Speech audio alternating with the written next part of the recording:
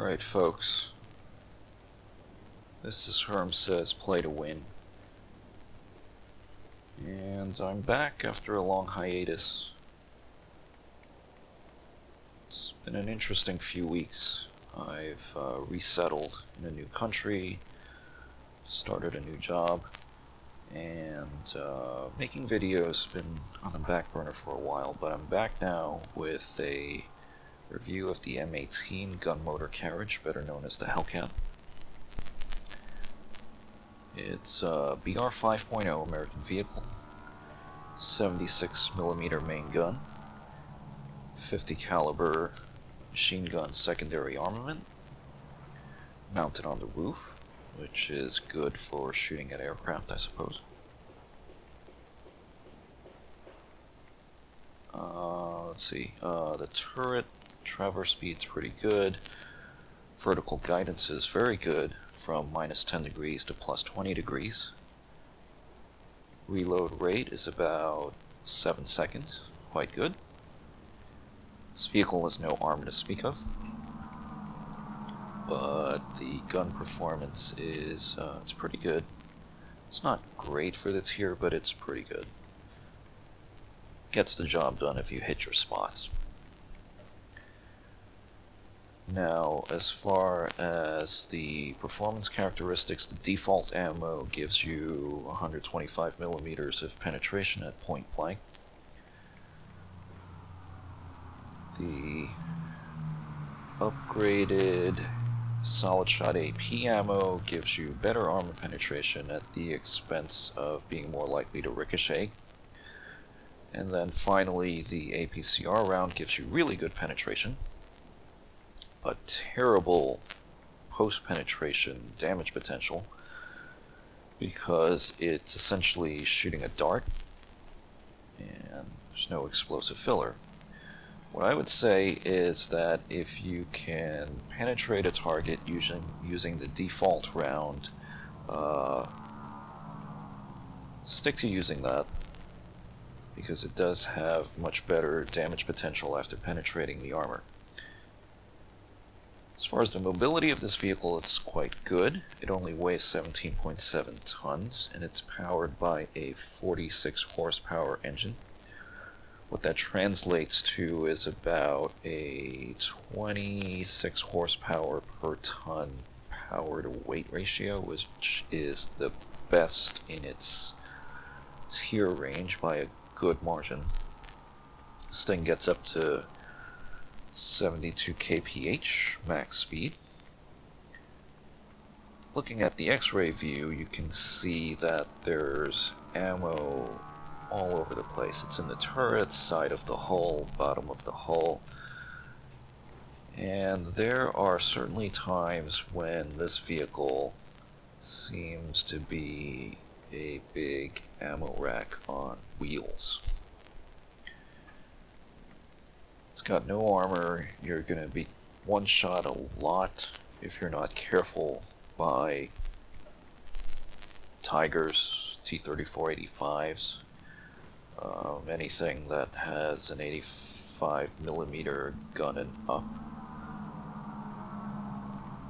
Now, looking at the stablemates for the Americans at BR5, you've got the M19, self-propelled anti-air vehicle, and of course the three flavors of the Sherman 76. And I have to say, at this BR, this American lineup is, it's not that great compared to the competition. Because what ends up happening is at BR5, BR 5.3, you end up getting paired up on the same team as the Brits, and they operate vehicles that are not all that great either compared to, say, the Tiger H1 or the Panther D, which you will routinely see. Now, interestingly, these Panzer IVs, you will only be matched up against those once every blue moon, basically. Your Soviet opponents typically are going to be T-34-85s, and lots of them. T-34-85s end up being the nemesis of the Hellcat, because the T-34-85s are really good vehicles. Their 85mm guns will one-shot you, it seems like, more often than not if you're caught in the open.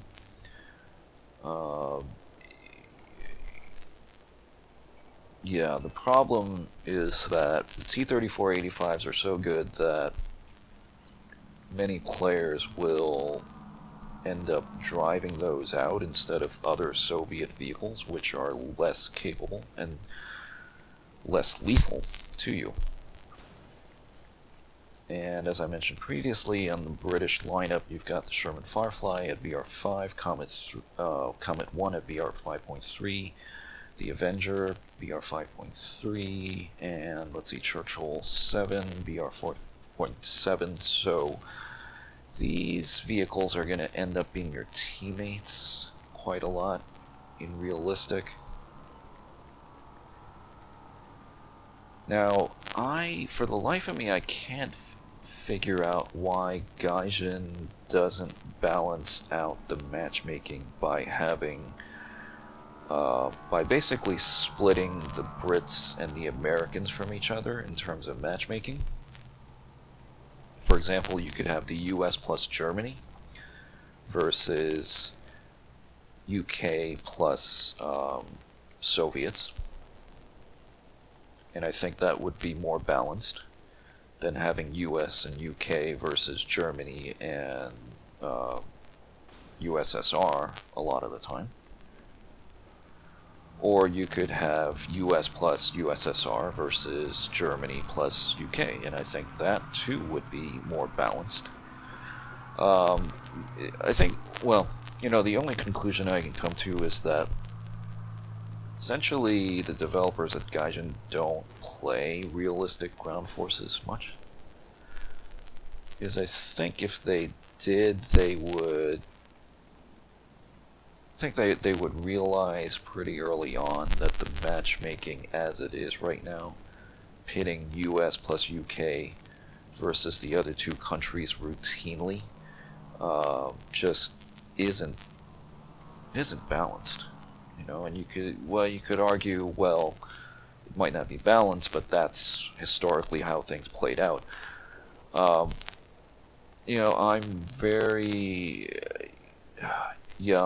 sick of such arguments, because you think about late game matchups, post-war tanks versus German World War II vintage design vehicles firing, World War II era ammo.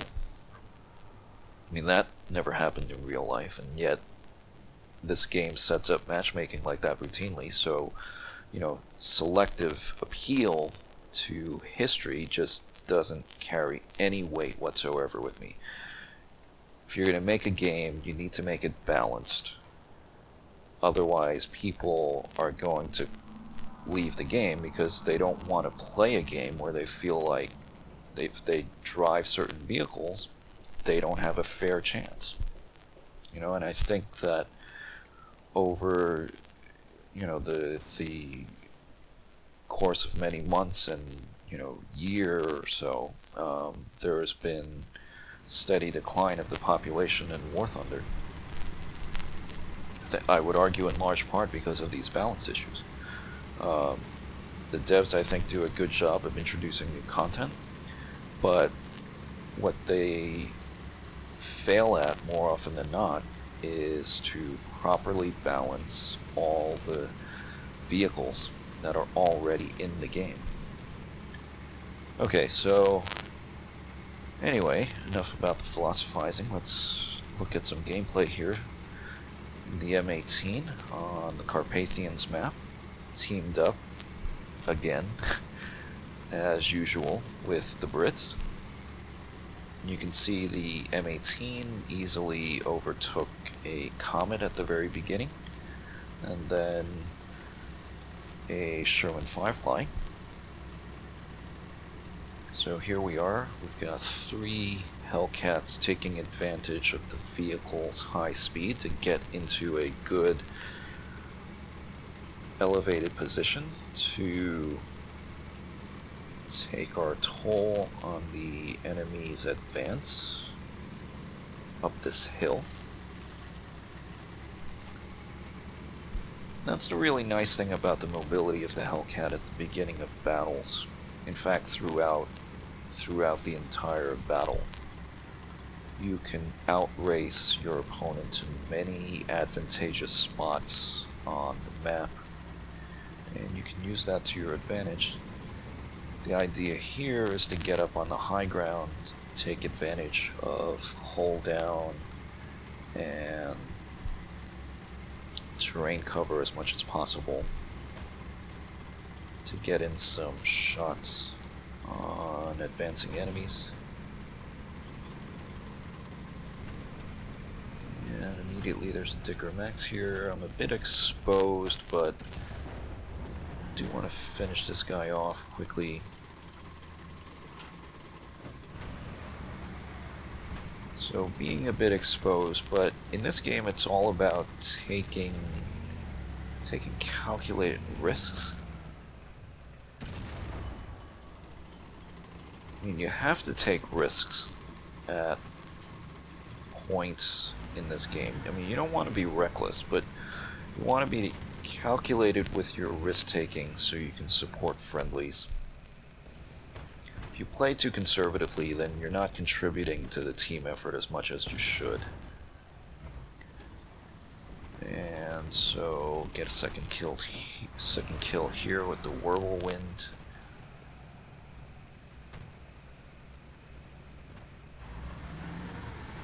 With the Hellcat, it is never safe to ignore an enemy SPAA because they can go right through the tissue paper armor of the M18. So it's another customer. Unfortunately, I don't do any damage with that shot. And need to retreat back here to a hull down position. Better place to shoot, but he's already dead.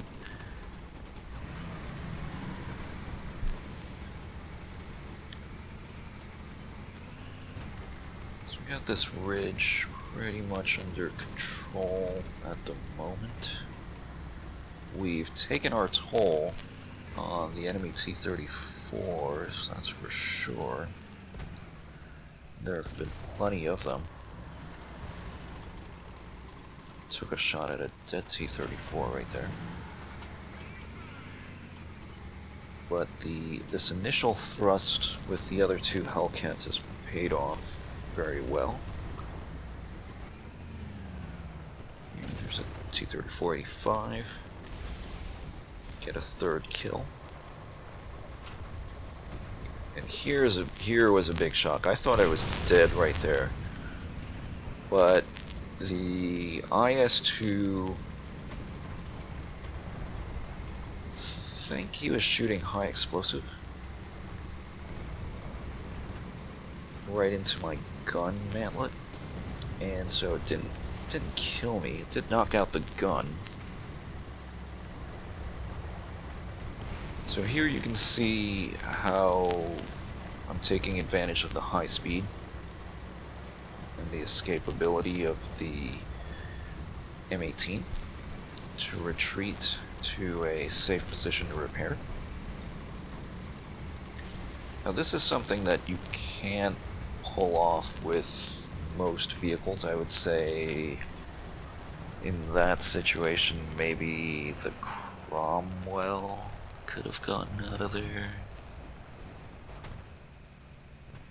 But I think that's about it. Maybe the Comet?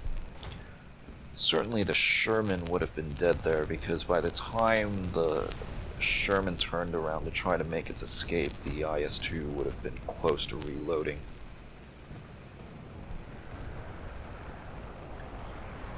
on, so gun is repaired.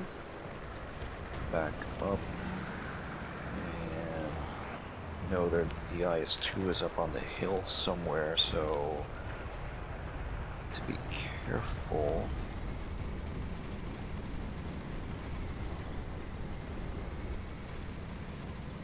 Trying to look for this IS-2. Maybe shoot him. Chances are, though, even if I had caught sight of the IS-2 from this position, it would have been a bad angle to be shooting him from.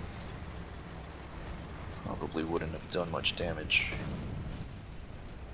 Do spot this T-34 bot right here, so kill it. 76mm gun. I mean, it's pretty good. It's essentially the same gun as found on the M10 Wolverine.